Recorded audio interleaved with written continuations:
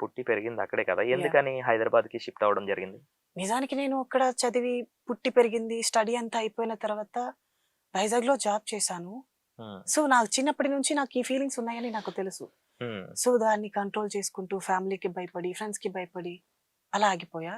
దాని తర్వాత నా లైఫ్‌ని నేను ఎంజాయ్ చేయకపోతే బాగోదేమో! హ్మ్. అండ్ ఈ లైఫ్‌కి ఇది సరికాదేమో అని ఇంకా వచ్చేసాను హైదరాబాద్.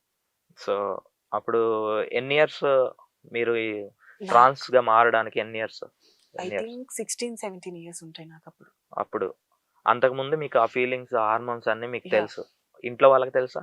యాహ్! తెలుసు. బయట వాళ్ళకి? తెలుసు. అంతా తెలిసినప్పుడు మరి మేబీ చాలా మంది అబ్జర్వ్ చేస్తారు కదా! చిన్నప్పుడు స్కూల్ మేట్స్ అవును. ఆర్ కాలేజ్ మేట్స్ వీళ్ళందరికీ తెలుస్తాయి. పైగా వాళ్ళ మాటలు అవన్నీ హ్మ్. ఇంకా మనసుకి తగులుతూనే ఉంటాయి. ఓకే. సో, మీరెప్పుడైనా మీ చిన్ననాటి తనంలో మీరెప్పుడైనా హర్ట్ అయిన సందర్భాలేమైనా ఉన్నాయా?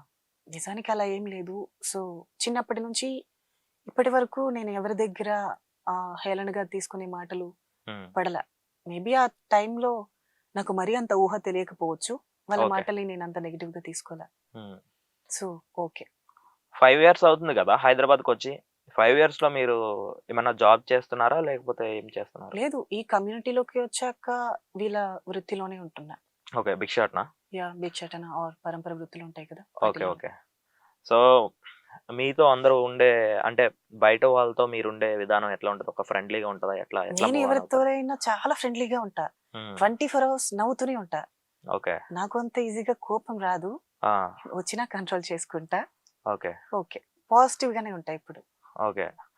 బేసిక్‌గా ట్రాన్స్‌జెండర్స్ అంటే సమాజంలో ఎట్లాంటి చూపుందంటే, ఫస్ట్ మిమ్మల్ని ప్రేమించే విధం కన్నా మీకు భయపడే విధానం ఎక్కువైపోయిందనమాట. సో, డబ్బులివ్వకపోతే ఊరుకోరు, శపిస్తున్నారు అని కొంతమంది అంటున్నారు. దాని సో, మీదేంటి? ఈ క్వెషన్ మీరు ఎలా ఉందో నాకు కూడా ఇదే క్వెషన్ నాకు ఎలా ఉంది. ఆ! అంటే ఎలా అంటే మమ్మల్ని చూస్తూ భయపడుతున్నారు అని మీరన్నారు కదా! హ్మ్. కానీ మేము కూడా కొంతమంది అబ్బాయిల్ని చూస్తే భయపడాల్సొస్తుంది. ఓకే. వాళ్ళకి ఏమని కామెంట్ చేస్తారా? ఎక్కడొచ్చి ఎలా పట్టుకుంటారా అని. ఓకే. సో, ఇది మేము బయట చెప్పుకోలేం. జనాలు అందరితో చెప్పుకుంటారు. అంతే తేడా.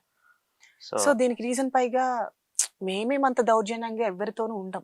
హ్మ్. ఫ్రెండ్లీగానే ఉంటాయి. మాతో మాట్లాడకుండా మమ్మల్ని ఒక వింత జీవుల్లా చూస్తూ, ఒక విచిత్రంగా చూస్తే మాకు బాధ ఉంటుంది. సో, వాళ్ళు మాతో ఫ్రెండ్లీగా మూవ్ అవ్వకుండా మా క్యారెక్టర్‌ని వాళ్ళెలా జడ్జ్ చేస్తారు? అవును. మాతో మాట్లాడితేనే కదా తెలిసేది మేమెలా ఉంటాము. హ్మ్. సో, ఇదైతే నిజానికి తప్పే.